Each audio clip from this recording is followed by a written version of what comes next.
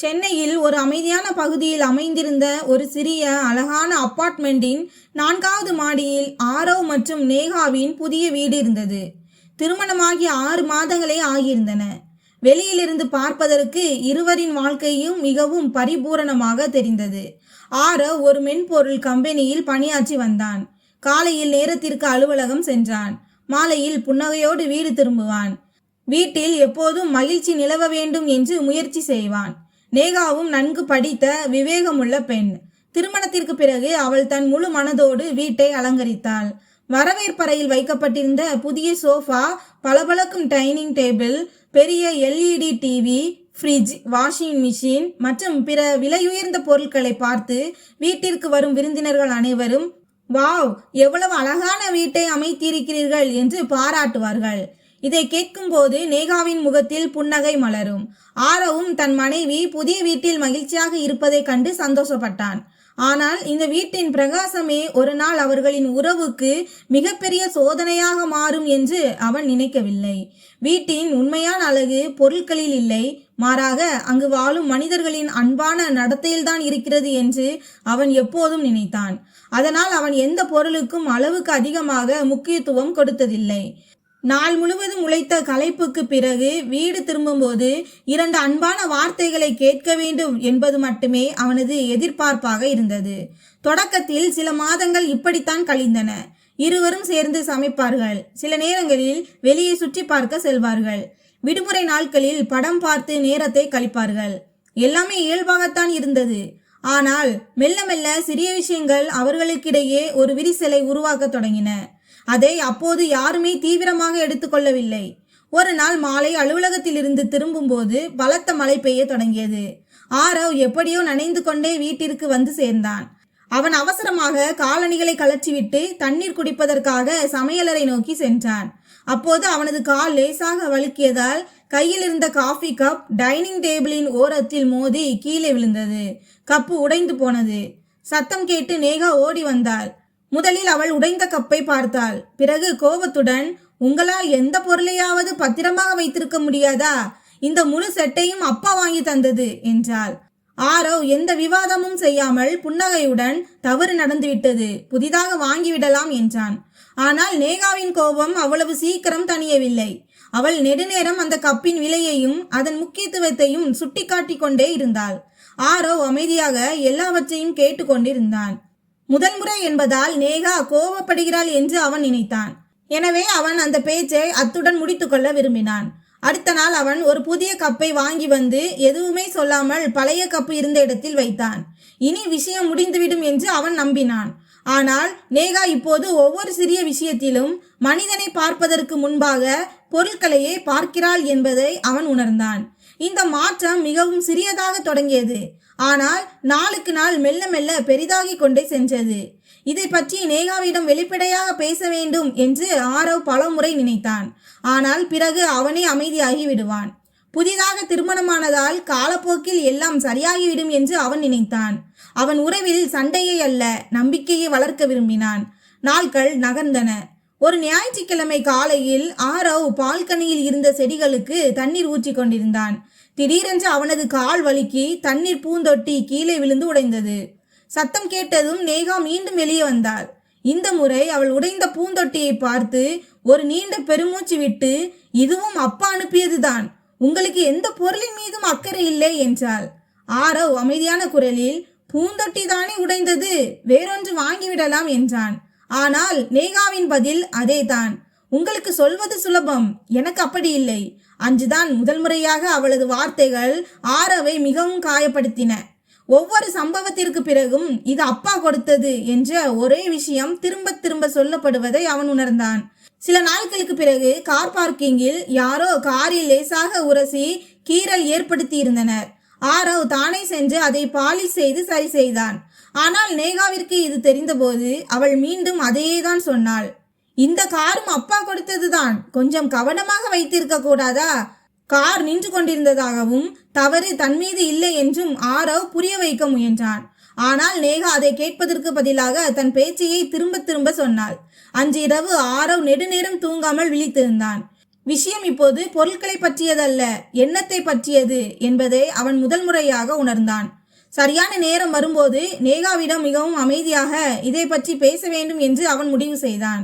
ஒரு சிறிய விஷயம் பெரியதாக மாறுவதை அவன் விரும்பவில்லை. சில நாட்களுக்கு பிறகு இருவரும் ஒன்றாக அமர்ந்து இரவு உணவு சாப்பிட்டுக் கொண்டிருந்தனர். சூழல் மிகவும் இயல்பாக இருந்தது.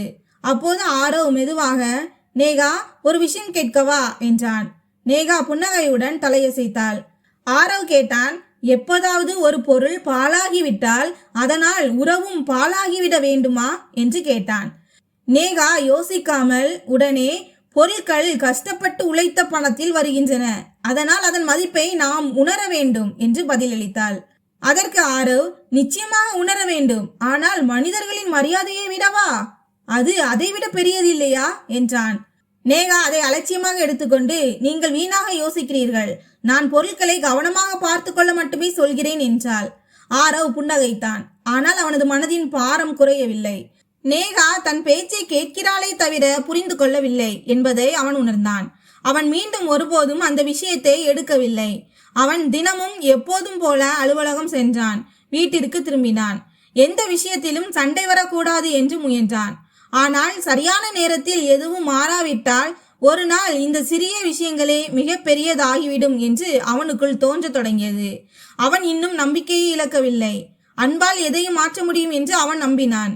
சரியான நேரத்திற்காக காத்திருந்தான். இதற்கிடையில் ஒரு ஞாயிற்றுக்கிழமை விடுமுறை வந்தது. காலையில் காலை உணவு சாப்பிடும்போது நேகா மகிழ்ச்சியுடன், இன்று நான் சந்தைக்கு செல்கிறேன், கொஞ்சம் பொருட்கள் வாங்க வேண்டும், திரும்புவதற்கு சற்று நேரமாகலாம் என்றாள். ஆரவ் வழக்கம் போல புன்னகையுடன், மெதுவாக போய் வா, அவசரம் எதுவும் இல்லை என்றான். நேகா தயாராகி வீட்டிலிருந்து புறப்பட்டாள். கதவு மூடியதும் வீடெங்கும் திடீரென்று ஒரு ஆழ்ந்த அமைதி பரவியது. ஆரவ் சிறிது நேரம் வரவேற்பறையில் அமர்ந்திருந்தான். அவனது பார்வை வீட்டின் ஒவ்வொரு பொருளின் மீதும் ஒவ்வொன்றாக பட்டது. Sofa, TV, dining table, fridge. பிறகு அவன் ஒரு நீண்ட பெருமூச்சு விட்டான். சில நொடிகள் அவன் முற்றிலும் அமைதியாக அமர்ந்திருந்தான். மனதிற்குள் ஏதோ ஒரு கடினமான முடிவு உருவாவது போல. கடைசியாக அவன் தன் பையிலிருந்து கைபேசியை எடுத்தான். ஒரு எண்ணை தேடி அழைத்து, அண்ணா, நீங்கள் ஃப்ரீயாக இருந்தால் ஒரு சிறிய ட்ரக் எடுத்துக்கொண்டு என் முகவரிக்கு வாருங்கள் என்று மட்டும் சொன்னான். அவ்வளவுதான். ஆரவ் போனை வைத்தான். அவன் சிறிது நேரம் அங்கேயே அமர்ந்திருந்தான். அவனது முகத்தில் கோபம் இல்லை, மாறாக ஒரு ஆழ்ந்த அமைதி மட்டுமே இருந்தது. மிகவும் யோசித்து ஒரு முடிவை எடுத்தது போல. சுமார் அரை மணி நேரத்திற்கு பிறகு அந்த ட்ரக் கட்டடத்தின் கீழே வந்து நின்றது. அவருடன் 2 தொழிலாளர்களும் வந்திருந்தனர். அவர்கள் மேலே வந்து, சார், எந்தெந்த பொருட்களை எடுத்து செல்ல வேண்டும் என்று கேட்டனர். ஆரவ் அவசரப்படாமல் ஒரு காகிதத்தை எடுத்தான். அதில் எழுதப்பட்டிருந்த முகவரியை அவர்களிடம் கொடுத்து, இந்த முகவரிக்கு அனைத்து பொருட்களும் பத்திரமாக சென்றடைய வேண்டும், எந்த பொருளுக்கும் சேதம் ஏற்படக்கூடாது என்றான். இதற்கு பிறகு அவன் வரவேற்பறையில் வைக்கப்பட்டிருந்த sofa, dining table, fridge, washing machine, LED TV மற்றும் இதர விலையுயர்ந்த பொருட்களை ஒவ்வொன்றாக வெளியே எடுத்து வைக்க தொடங்கினான். அவன் ஒவ்வொரு பொருளையும் மிகவும் கவனமாக எடுத்து வைக்க சொன்னான். ஒருவன் தன் சொந்த வீட்டையே ஏன் இப்படி செய்கிறான் என்று அந்த தொழிலாளர்களுக்கும் ஆச்சரியமாக இருந்தது.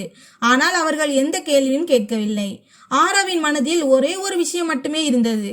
தன் வீட்டின் அமைதியை எது கெடுக்கிறதோ அதை இன்று தன் வீட்டை விட்டு தூர அனுப்பிவிட வேண்டும்.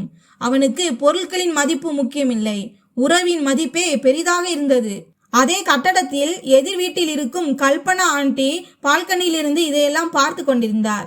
அவர் முதலில் ஆரவும் நேகாவும் வேறு வீட்டிற்கு மாறுகிறார்களோ என்று நினைத்தார். ஆனால் ஆரவ் திரும்ப திரும்ப அதே முகவரியை பார்த்து தொழிலாளர்களுக்கு விளக்குவதை கண்டபோது அவருக்கு ஏதோ விசித்திரமாக தோன்றியது. அவர் உடனே நேகாவிற்கு போன் செய்தார். அந்த நேரத்தில் நேகா சந்தையில் துணிகளை பார்த்து கொண்டிருந்தாள். போன் அவளது கைப்பையில் இருந்ததால் மணி சத்தம் அவளுக்கு கேட்கவில்லை. சில நிமிடங்களுக்கு பிறகு கல்பனா ஆண்டி மீண்டும் போன் செய்தார். ஆனால் இந்த முறையும் பேச முடியவில்லை. இங்கே ட்ரக் கிட்டத்தட்ட நிரம்பிவிட்டது. கடைசியாக ஆரவ் காரின் சாவியை எடுத்தான். வீட்டின் கதவை மூடிவிட்டு ட்ரக்கிற்கு பின்னால் தன் காரில் புறப்பட்டான். கல்பனா ஆண்டி இப்போது முற்றிலும் குழப்பமடைந்திருந்தார். இவர்கள் உண்மையிலேயே எப்போதும் போல வீட்டை விட்டு செல்கிறார்கள் என்றால் நேகாவும் உடன் இருந்திருப்பாளே என்று மனதிற்குள் நினைத்தார். நிச்சயமாக யாருக்கும் தெரியாத ஏதோ ஒன்று நடந்திருக்கிறது. அவர் மீண்டும் ஒரு முறை நேகாவிற்கு போன் செய்தார். இந்த முறை மணி அடித்து கொண்டே இருந்தது. ஏறக்குறைய அதே நேரத்தில் நேகா ஒரு கடையில் பணம் செலுத்த வேண்டியிருந்தது. அவள் மொபைலை எடுத்தபோது தொடர்ந்து வந்திருந்த மிஸ்டு கால்களை பார்த்து அதிர்ச்சியடைந்தாள். அவள் உடனே கல்பனா ஆண்டிக்கு திரும்ப அழைத்தாள். அங்கிருந்து பதற்றமான குரல் வந்தது. மகளே, நீ எங்கே இருக்கிறாய்? நேகா, சந்தையில் இருக்கிறேன் ஆண்டி. என்னாச்சு என்றாள். கல்பனா ஆண்டி சொன்னார், உன் வீட்டின் அனைத்து பொருட்களையும் ட்ரக்கில் ஏற்றி ஆரவ் எங்கோ கொண்டு செல்கிறான். நீங்கள் வீடு மாறிவிட்டீர்கள் என்று நினைத்தேன். ஆனால் நீ இங்கே இல்லையே என்றார். இதை கேட்டதும் நேகாவின் முகம் மாறியது. அவளது கையில் இருந்த ஷாப்பிங் பேக் நழுவி விழ பார்த்தது. அவள் பதற்றத்துடன் எங்கே சென்றான் என்று கேட்டாள். கல்பனா ஆண்டி, முழு முகவரியும் எனக்கு தெரியாது. ஆனால் அவன் ஏதோ ஒரு வீட்டின் முகவரியை தொழிலாளர்களிடம் சொல்வதை கேட்டேன் என்றார். போன் துண்டிக்கப்பட்டதும் நேகாவின் மனதில் அடுத்தடுத்து பல கேள்விகள் எழத் தொடங்கின. அவள் உடனே ஆரவிற்கு போன் செய்தாள். மணி அடித்ததை தவிர யாரும் போனை எடுக்கவில்லை. அவள் மீண்டும் அழைத்தாள். பிறகு 3வது முறையும். ஆனால் ஒவ்வொரு முறையும் அதேதான் நடந்தது. இப்போது அவளது மனதின் பதற்றம் அதிகரித்து கொண்டே சென்றது. அவள் தாமதிக்காமல் ஒரு ஆட்டோவை பிடித்து நேரடியாக தன் பிறந்த வீட்டின் முகவரியை சொன்னாள். வழி நெடுகிலும் அவளது மனதில் ஒரே ஒரு கேள்விதான் சுழன்று கொண்டிருந்தது. சொல்லாமல் கொள்ளாமல் வீட்டின் அனைத்து பொருட்களையும் எடுத்துக்கொண்டு ஆரவ் புறப்படும் அளவுக்கு அப்படி என்ன நடந்தது? அங்கே ஆரவ் ட்ரக்குடன் நேகாவின் பிறந்த வீட்டிற்கு வந்து சேர்ந்திருந்தான். கதவு திறந்ததும் எதிரே கோவிந்த் நின்று கொண்டிருந்தார். அவர் புன்னகையுடன், என்ன மருமகனே, திடீரென்று வந்திருக்கிறீர்கள் என்றார். ஆனால் அடுத்த கணமே அவரது பார்வை ட்ரக்கின் மீது விழுந்ததும் அவரது முகத்தில் இருந்த புன்னகை மறைந்தது. அவருக்கு பின்னால் அவரது மனைவி சாந்தியும் வெளியே வந்தார். இருவரும் ஆச்சரியத்துடன் ட்ரக்கை பார்க்க தொடங்கினர். தொழிலாளர்கள் பொருட்களை இறக்குவதற்கு தயாராகி கொண்டிருந்தனர். கோவிந்த் உடனே, மருமகனே, இதெல்லாம் என்ன என்ன நடக்கிறது என்று கேட்டார். ஆரவ் கைகூப்பி மிகவும் அமைதியான குரலில், மாமா, முதலில் கொஞ்சம் அமைதியாக இருங்கள். நேகாவும் வரப்போகிறாள். அவள் வந்த பிறகு நான் எல்லாவற்றையும் ஒன்றாக சொல்கிறேன் என்றான். அவனது குரலில் கோபமோ புகாரோ இல்லை. இந்த விஷயம்தான் கோவிந்திற்கு மேலும் பதற்றத்தை ஏற்படுத்தியது. அவர் மீண்டும் ஏதோ கேட்க முயன்றார். ஆனால் ஆரவ் பணிவுடன், இன்னும் 5 நிமிடங்கள் மட்டும், பிறகு உங்களுக்கு எந்த கேள்வியும் இருக்காது என்று கூறிவிட்டு அமைதியாக நின்று கொண்டான். வீட்டின் வெளியே நின்ற அண்டை வீட்டாரும் மெல்ல மெல்ல இந்த சம்பவத்தை பார்க்க தொடங்கினர்.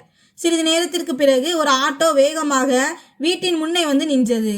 அதிலிருந்து நேகா கிட்டத்தட்ட ஓடி வந்தாள். அவளது பார்வை முதலில் ட்ரக் மீதும் பிறகு கீழே வைக்கப்பட்டிருந்த தன் வீட்டின் பொருட்கள் மீதும் விழுந்தது. சில நொடிகள் அவள் முற்றிலும் அதிர்ந்து போய் நின்றாள். இது கனவா அல்லது நிஜமா என்று அவளுக்கு புரியவே இல்லை. அவள் பதற்றத்துடன் தன் தந்தையை பார்த்தாள். அவரும் எதுவும் தெரியாமல் செயலிழந்து தலையசைத்தார். நேகா வேகமான எட்டுகளுடன் ஆரவின் முன்னே வந்து நடுங்கும் குரலில், ஆரவ், இதெல்லாம் ஏன்? சொல்லாமல் கொள்ளாமல் நீ என்ன செய்து கொண்டிருக்கிறாய் என்று கேட்டாள். ஆரவ் அவளை பார்த்தான். பிறகு வீட்டிற்குள் இருக்கும் நாற்காலிகளை சுட்டிக்காட்டி மிகவும் அமைதியான குரலில், முதலில் எல்லாரும் உட்காருங்கள். அதற்கு பிறகு நான் ஒவ்வொரு விஷயத்தையும் தெளிவாக சொல்கிறேன் என்றான். ஆரவின் குரலில் அவ்வளவு அமைதி இருந்ததால் அனைவரும் எதுவுமே பேசாமல் அமர்ந்தனர். நேகாவின் இதய துடிப்பு அதிகரித்திருந்தது. கோவிந்தும் சாந்தியும் கவலையில் ஆழ்ந்திருந்தனர். நேகாவின் சகோதரன் ரோஹித் வாசல் அருகே நின்று இதையெல்லாம் பார்த்து கொண்டிருந்தான். சில நொடிகள் அமைதிக்கு பிறகு ஆரவ் மெதுவான குரலில், மாமா, நான் இன்று எந்த உறவையும் முறித்து கொள்ள வரவில்லை. ஒரு பாரத்தை இறக்கி வைக்க மட்டுமே வந்திருக்கிறேன் என்றான். இதை கேட்டதும் அனைவரின் பார்வையும் அவன் பக்கம் திரும்பியது. அவன் வெளியே நின்ற ட்ரக்கை சுட்டிக்காட்டி, அந்த ட்ரக்கில் இருக்கும் பொருட்கள் அனைத்தும் உங்கள் வீட்டிலிருந்து எங்கள் வீட்டிற்கு வந்தவை. இன்று நான் அவை அனைத்தையும் திருப்பி கொடுக்க வந்திருக்கிறேன் என்றான். இதை கேட்டதும் நேகா பதற்றமடைந்து உடனே, ஆனால் ஏன், அப்படி என்ன நடந்து விட்டது என்று கேட்டாள். ஆரவ் அவளை பார்த்து, காரணம் மிகப்பெரியது இல்லை. ஆனால் இன்றைக்கும் இதை சிறிய விஷயம் என்று நினைத்து விட்டால் நாளை நம் உறவு சிறியதாகிவிடும். அதனால்தான் இன்று இந்த முடிவை எடுக்க வேண்டியதாயிற்று என்றான். ஆரவ் யார் மீதும் குற்றம் சுமத்தாமல் அமைதியான வார்த்தைகளில் தன் உணர்வுகளை கூற தொடங்கினான். அவன் திருமணத்திற்கு பிறகு வீட்டில் ஏதேனும் ஒரு பொருளுக்கு சிறிய சேதம் ஏற்படும் போதெல்லாம், இது என் அப்பா வாங்கி கொடுத்தது என்ற வார்த்தையையே நான் திரும்ப திரும்ப கேட்க வேண்டி இருந்தது என்றான். சில நேரங்களில் காஃபி கப், சில நேரங்களில் பூந்தொட்டி, சில நேரங்களில் கார், சில நேரங்களில் மிக்சி. ஒவ்வொரு பொருளின் மதிப்பும் எனக்கு நினைவூட்டப்பட்டது. அவள் கோபத்தில் அப்படி சொல்கிறாள் என்று நினைத்து நான் ஒவ்வொரு முறையும் அமைதியாக இருந்தேன். ஆனால் மெல்ல மெல்ல எங்கள் வீட்டில் பொருட்களின் முக்கியத்துவம் அதிகரித்து கொண்டே செல்வதையும் மனிதனின் மதிப்பு குறைந்து கொண்டே செல்வதையும் நான் உணர்ந்தேன். எங்கள் வீடு அன்பால் இயங்க வேண்டும் என்று விரும்பினேன், கணக்கு வழக்குகளால் அல்ல. நான் நேகாவிற்கு பலமுறை புரிய வைக்க முயன்றேன். ஆனால் நான் விஷயத்தை பெரிதாக்குகிறேன் என்று அவள் நினைத்தாள். உண்மையிலேயே மாமா, எனக்கு எந்த பொருளுடனும் பிரச்சனை இல்லை. பிரச்சனை அந்த உணர்வுடன் தான் இருந்தது. என் சொந்த வீட்டிலேயே எப்போதும் மற்றவர் கொடுத்த பொருட்களுக்கு நான் கணக்கு சொல்ல வேண்டியிருந்தது. ஒவ்வொரு சிறிய தவறுக்கும் இது மற்றவர் கொடுத்தது என்று நினைவூட்டப்படும் இடத்தில் சொந்தம் என்ற உணர்வு மெல்ல மெல்ல குறைய தொடங்குகிறது. ஆரோவின் வார்த்தைகளை கேட்க கேட்க நேகாவின் கண்களில் கண்ணீர் வலிய தொடங்கியது. இப்போது அவளுக்கு ஒவ்வொரு சம்பவமும் நினைவுக்கு வந்தது. ஒவ்வொரு முறையும் பொருட்களின் பெயரை கூறி தான் உண்மையிலேயே ஆரோவை காயப்படுத்தி இருக்கிறோம் என்பதை அவள் உணர்ந்தாள். அவள் நாற்காலியிலிருந்து எழுந்து அழுகையுடன், என்னிடம் மிகப்பெரிய தவறு நடந்துவிட்டது. என் வார்த்தைகள் உன்னை இவ்வளவு காயப்படுத்துகிறது என்று நான் யோசிக்கவே இல்லை. நான் பொருட்களை பத்திரமாக வைத்திருக்க மட்டுமே விரும்பினேன். ஆனால் எப்போது அதை உன்னை கேலி செய்யும் பழக்கமாக மாறியது என்று எனக்கே தெரியவில்லை என்றாள். அவள் 2 கைகளையும் கூப்பி, என்னை ஒருமுறை மன்னித்து விடு, இனிமேல் இப்படி நடக்கவே நடக்காது என்றார். அறையில் அமைதி நிலவியது. சாந்தியின் கண்களிலிருந்தும் கண்ணீர் வலிய தொடங்கியது. கோவிந்த் தன் மகளை பார்த்தார். பிறகு ஆரோவை பார்த்தார். அவர்களுக்கு முதல் முறையாக முழு விஷயமும் புரிந்தது. அவர் ஒரு நீண்ட பெருமூச்சு விட்டு, மருமகனே, தவறு எங்களுடையதும் தான். வீட்டின் மிக முக்கியமான விஷயம் பொருட்கள் அல்ல, உறவுகள் தான் என்பதை எங்கள் மகளுக்கு நாங்கள் புரிய வைக்க தவறிவிட்டோம் போலிருக்கிறது என்றார். கோவிந்த் தன் இடத்திலிருந்து எழுந்து நேரடியாக ட்ரக்கின் அருகே சென்று நின்றார். அவர் சில நொடிகள் அந்த பொருட்களை பார்த்தார். பிறகு திரும்பி, ஆரோ, மருமகனே, இந்த பொருட்கள் இன்றைக்கும் உன்னுடையவைதான். எங்கள் மகளின் புதிய வீட்டின் மகிழ்ச்சிக்காகவே நாங்கள் இதை கொடுத்தோம். எந்த அகந்தைக்காகவும் இல்லை. இதன் காரணமாகவே உங்கள் வீட்டின் அமைதி கெடுகிறது என்றால் எங்களுக்கு இப்படிப்பட்ட எந்த பொருளும் வேண்டாம் என்றார். ரோஹித்தும் முன்னால் வந்து, அத்தான், அக்கா தவறு செய்து விட்டாள். ஆனால் அவளுக்கு தன் தவறு புரிந்துவிட்டது. அவளுக்கு இன்னொரு வாய்ப்பு கொடுங்கள் என்றான்.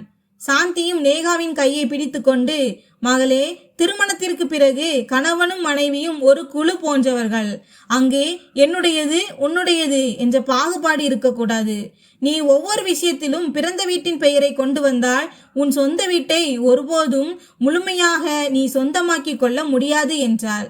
நேகா கதறி அழத் தொடங்கினாள். அவள் ஆரோவின் முன்னே தலையை குனிந்து கொண்டாள். ஆனால் ஆரோ இன்னமும் அமைதியாகவே நின்று கொண்டிருந்தான். அவனது முகத்தில் கோபம் இல்லை. ஆனால் அவன் அவசரப்பட்டு எந்த முடிவையும் எடுக்க விரும்பவில்லை. சிறிது நேரத்திற்கு யாரும் எதுவும் பேசவில்லை. அறையில் அமைதி மட்டுமே நிலவியது. கடைசியாக ஆரோ மெதுவான குரலில், எனக்கு யார் மீதும் எந்த குறையும் இல்லை. எங்கள் வீட்டில் எந்த பொருளின் மதிப்பும் மனிதனை விட பெரிதாகிவிடக் கூடாது என்று மட்டுமே நான் விரும்புகிறேன். இந்த விஷயம் உண்மையிலேயே எல்லார் மனதிலும் பதிந்திருந்தால் அதுவே எனக்கு மிகப்பெரிய மாற்றமாக இருக்கும் என்றான். நேகா தன் கண்ணீரை துடைத்து கொண்டு அவனை நம்பிக்கையுடன் பார்த்தாள். கோவிந்தும் முழு குடும்பமும் அவனது பதிலுக்காக காத்திருந்தனர். சில நொடிகள் யோசித்த பிறகு ஆரவ் ட்ரக்கை பார்த்தான். பிறகு குடும்பத்தை பார்த்தான். பிறகு ஆரவ் ட்ரக்கின் அருகே சென்று நின்றான். அவனது பார்வை ஒவ்வொரு பொருளின் மீதும் பட்டது. பிறகு அவன் குடும்பத்தை பார்த்து திரும்பினான். அவனது முகத்தில் கோபம் இல்லை, மாறாக ஒரு ஆழ்ந்த அமைதி மட்டுமே இருந்தது. அவன் மெதுவான குரலில், மாமா, நான் இந்த பொருட்களை திருப்பி கொண்டு வந்ததற்கு காரணம் என் வீட்டின் மகிழ்ச்சி எந்த பொருளாலும் அழிந்துவிடக் கூடாது என்பதற்காகத்தான். இந்த பொருட்களே நமக்கிடையே சுவராக இருந்தால் ஒரு நாள் நம் உறவும் பலவீனமடைந்துவிடும் என்றான். நான் என் மனைவியை பிரிவதற்காக வரவில்லை, மாறாக ஒவ்வொரு நாளும் நமக்கிடையே இடைவெளியை அதிகரித்து கொண்டிருந்த அந்த சூழ்நிலையை முடிவுக்கு கொண்டு வரவே வந்தேன் என்றான். இதை கேட்டதும் நேகா கதறி அழுதுவிட்டாள். அவள் ஆரோவின் முன்னே வந்து நடுங்கும் குரலில், என்னை மன்னித்து விடு, நான் வேண்டுமென்றே உன்னை காயப்படுத்தவில்லை. நான் பொருட்களை பத்திரமாக பராமரிப்பதாக மட்டுமே நினைத்தேன். ஆனால் ஒவ்வொரு முறையும் உன் சுய மரியாதையை நான் காயப்படுத்துகிறேன் என்பதை இன்றுதான் புரிந்து கொண்டேன். இது அப்பா கொடுத்தது என்று நான் சொல்லும் போதெல்லாம் உனக்கு எப்படி இருந்திருக்கும் என்பதை நான் உணர்ந்திருக்கவில்லை. நான் வாக்குறுதி அளிக்கிறேன், இன்றைக்கு பிறகு இது போன்ற ஒரு வார்த்தையை கூட சொல்ல மாட்டேன். எனக்கு எந்த தண்டனை வேண்டுமானாலும் கொடு, ஆனால் உன் மனதிலிருந்து என்னை ஒதுக்கிவிடாதே என்றாள். அவளது கண்களில் இருந்து தொடர்ந்து கண்ணீர் வழிந்து கொண்டிருந்தது. முதல் முறையாக அவளது வார்த்தைகளில் அகந்தை இல்லை, உண்மையான மன வருத்தம் மட்டுமே இருந்தது. கோவிந்த் தன் இடத்திலிருந்து எழுந்து ஆரோவின் முன்னே வந்து, மருமகனே, இன்று என் மகளை விட எனக்கு என் மீதே அதிக வெட்கமாக இருக்கிறது. நீங்கள் இருவரும் உங்கள் புதிய வாழ்க்கையை நன்றாக தொடங்க வேண்டும் என்றுதான் நாங்கள் மகிழ்ச்சியுடன் இந்த பொருட்களை கொடுத்தோம். இதே பொருட்கள் உங்கள் உறவுக்கு பாரமாக மாறும் என்று நாங்கள் ஒருபோதும் நினைக்கவில்லை. நாங்கள் கொடுத்த பொருட்களால் உங்கள் வீட்டின் அமைதி கெடுகிறது என்றால் எங்களுக்கு இப்படிப்பட்ட எந்த பொருளும் வேண்டாம் என்றார். அவ்வளவு கூறிவிட்டு அவர் ட்ரக்கை பார்த்து கூறினார், இவையெல்லாம் இங்கேயே இருக்கட்டும், எங்களுக்கு எதுவும் வேண்டாம். அப்போது ரோஹித் முன்னால் வந்து, அக்கா, அத்தான் எப்போதும் உனக்கு மரியாதை கொடுத்திருக்கிறார். அவர் நினைத்திருந்தால் எதுவுமே சொல்லாமல் இந்த உறவை முடித்திருக்கலாம். ஆனால் அவர் அப்படி செய்யவில்லை. திருமணத்திற்கு பிறகு கணவனும் மனைவியும் ஒரு குழு போன்றவர்கள். அங்கே ஒவ்வொரு விஷயத்திலும் பிறந்த வீட்டின் பெயரையோ அல்லது மாமனார் வீட்டின் பெயரையோ இழுக்கக்கூடாது என்றான். சாந்தி நேகாவை அணைத்து கொண்டார். வீடே உணர்ச்சி வசப்பட்டிருந்தது. வெளியே நின்ற தொழிலாளர்களுக்கும் இது வெறும் பொருட்களை பற்றியது அல்ல, உறவை பற்றிய விஷயம் என்று புரிந்துவிட்டது. சிறிது நேரம் அமைதி நிலவியது. பிறகு ஆரவ், நான் ஒரு நிபந்தனையின் பேரில் இந்த பொருட்களை திரும்ப எடுத்து செல்கிறேன் என்றான். அனைவரின் பார்வையும் அவன் மீது நிலைத்தது. அவன் நேகாவை பார்த்து, இன்றைக்கு பிறகு நம் வீட்டில் எந்த பொருளோடும் இதை யார் கொண்டு வந்தது என்ற பெயர் சேர்க்கப்படக்கூடாது. எதுவாக இருந்தாலும் அது நம் இருவருடையது. ஏதேனும் பொருள் உடைந்தால் இருவரும் சேர்ந்து புதிதாக வாங்கிவிடலாம். ஆனால் எந்த பொருளின் காரணமாகவும் ஒருவருக்கொருவர் கொடுக்கும் மரியாதை உடைந்துவிடக்கூடாது. நான் உழைக்க பயப்படவில்லை. தேவைப்பட்டால் எல்லாவற்றையும் மீண்டும் வாங்கிவிட முடியும். ஆனால் மனிதனை விட பொருட்களுக்கு அதிக மதிப்பு இருக்கும் ஒரு வீட்டை நான் விரும்பவில்லை என்றான். நேகா கைகூப்பி, உன் ஒவ்வொரு வார்த்தையையும் நான் ஏற்கிறேன். இன்றையிலிருந்து இந்த வீடு நம்முடையது மட்டுமே. என்னிடம் மீண்டும் இப்படி ஒரு தவறு நேர்ந்தால் அந்த கணமே என்னை தடுத்து நிறுத்து. உன்னை காயப்படுத்திய பழைய நபராக நான் மீண்டும் மாற விரும்பவில்லை என்றாள். ஆரவ் முதல் முறையாக ஒரு சிறு புன்னகையுடன் அவளை பார்த்தான். நேகா வெறும் மன்னிப்பு மட்டும் கேட்கவில்லை, உண்மையிலேயே மாறிவிட்டாள் என்பதை அவன் உணர்ந்தான். இதன் பின்னர் தொழிலாளர்கள் பொருட்களை மீண்டும் ட்ரக்கில் ஏற்ற தொடங்கினர். இந்த முறை நேகாவும் அவர்களுடன் சேர்ந்து வேலை செய்தாள். அவள் ஒவ்வொரு பொருளையும் கவனமாக எடுத்து வைத்தாள். ஆனால் இப்போது அவளது முகத்தில் பொருளின் மீதான பச்சை விட புரிதலே அதிகமாக காணப்பட்டது. வீடு வந்து சேர்வதற்குள் மாலை ஆகிவிட்டது. இருவரும் சேர்ந்து அனைத்து பொருட்களையும் உரிய இடத்தில் அடுக்கி வைத்தனர். வேலைகள் முடிந்ததும் அவர்கள் சோஃபாவில் அமர்ந்தனர். சிறிது நேரத்திற்கு பிறகு நேகா சமையல் அறையிலிருந்து 2 கப் தேநீருடன் வந்தாள். அவள் ஒரு கப்பை ஆரோவிடம் நீட்டி, இன்றுதான் முதல் முறையாக இந்த வீடு உண்மையிலேயே நம்முடையது என்று தோன்றுகிறது என்றாள். ஆரவ் புன்னகையுடன், வீடு செங்கற்களாலும் பொருட்களாலும் அல்ல, நம்பிக்கையால் தான் உருவாகிறது என்றான். அப்போது நேகாவின் கையிலிருந்து கப்பு நழுவி கீழே விழுந்து உடைந்தது. அவள் பதற்றத்துடன் சாரி என்றாள். ஆனால் ஆரவ் சிரித்து கொண்டே, சரி வா, இதை சுத்தம் செய்யலாம். கப்புதான் உடைந்தது, நம் புன்னகை அல்ல என்றான். இதை கேட்டதும் நேகாவும் சிரித்து விட்டாள். பல மாதங்களுக்கு பிறகு அந்த வீட்டில் எந்த ஒரு மனப்பாரமும் இன்றி சிரிப்பொலி எதிரொலித்தது. அன்றைய தினத்திற்கு பிறகு அவர்களின் வாழ்க்கை முற்றிலும் மாறிப்போனது. இப்போது வீட்டில் ஏதேனும் பொருள் பாழானால் இருவரும் சேர்ந்து அதற்கு தீர்வு கண்டனர். சிறிய விஷயங்களுக்காக விவாதிப்பது இல்லை. செய்வதற்கு பதிலாக முதலில் ஒருவரை ஒருவர் புரிந்து கொண்டனர். மெல்ல மெல்ல அவர்களின் உறவு முன்பை விட அதிக வலிமையானது. சில வருடங்களுக்கு பிறகு அவர்களின் வீட்டில் 2 குழந்தைகளின் மழலை சிரிப்பொலி எதிரொலிக்க தொடங்கியது. மனிதர்களின் மதிப்பு எப்போதும் பொருட்களை விட பெரியது என்பதையே அவர்கள் குழந்தைகளுக்கும் கற்றுக் கொடுத்தனர். அண்டை வீட்டார் அடிக்கடி இந்த வீட்டில் எப்போதும் அமைதியும் சொந்த பந்த உணர்வும் நிறைந்துள்ளது என்று சொல்வார்கள். இதே வீடுதான் ஒரு காலத்தில் உறவுக்கும் பொருட்களுக்கும் இடையிலான மிகப்பெரிய சோதனையை கண்டது என்பது யாருக்கும் தெரியாது. அன்று ட்ரக்கில் வெறும் பொருட்கள் மட்டும் செல்லவில்லை, மாறாக அகந்தை, கேலி பேச்சுக்கள் மற்றும் தவறான புரிதல்களும் அந்த வீட்டை விட்டு என்றென்றும் விடை பெற்று சென்றன. அன்று முதல் ஆரவும் நேகாவும் ஒரு முடிவை எடுத்தனர். அவர்கள் வீட்டில் எல்லாவற்றிற்கும் மேலாக ஒருவருக்கொருவர் கொடுக்கும் மரியாதையும் அன்பும் மட்டுமே நிலைத்திருக்கும். இந்த முடிவே அவர்களின் வாழ்க்கையின் மிகப்பெரிய வெற்றியாக மாறியது. நண்பர்களே, இந்த சம்பவத்திலிருந்து நாம் கற்றுக்கொள்ளும் பாடம் என்னவென்றால், உறவுகள் ஒருபோதும் பொருட்கள், பணம் அல்லது அகந்தையை விட சிறியவை அல்ல. வீட்டின் உண்மையான மகிழ்ச்சி விலையுயர்ந்த பொருட்களில் இல்லை, மாறாக பரஸ்பர மரியாதை, நம்பிக்கை மற்றும் புரிதலில் தான் உருவாகிறது. சிறிய விஷயங்களை சரியான நேரத்தில் கையாண்டால் பெரிய உறவுகள் உடைந்து போவதிலிருந்து காப்பாற்றப்படும். இப்போது நீங்கள் சொல்லுங்கள், நீங்கள் ஆரோவினிடத்தில் இருந்திருந்தால் வரதட்சணை பொருட்களை திருப்பி தந்திருப்பீர்களா? மேலும் நீங்கள் நேகாவின் இடத்தில் இருந்திருந்தால் உங்கள் தவறை உணர்ந்த பிறகு என்ன செய்திருப்பீர்கள்? உங்கள் உண்மையான கருத்தை கமெண்டில் தவறாமல் பதிவிடுங்கள்.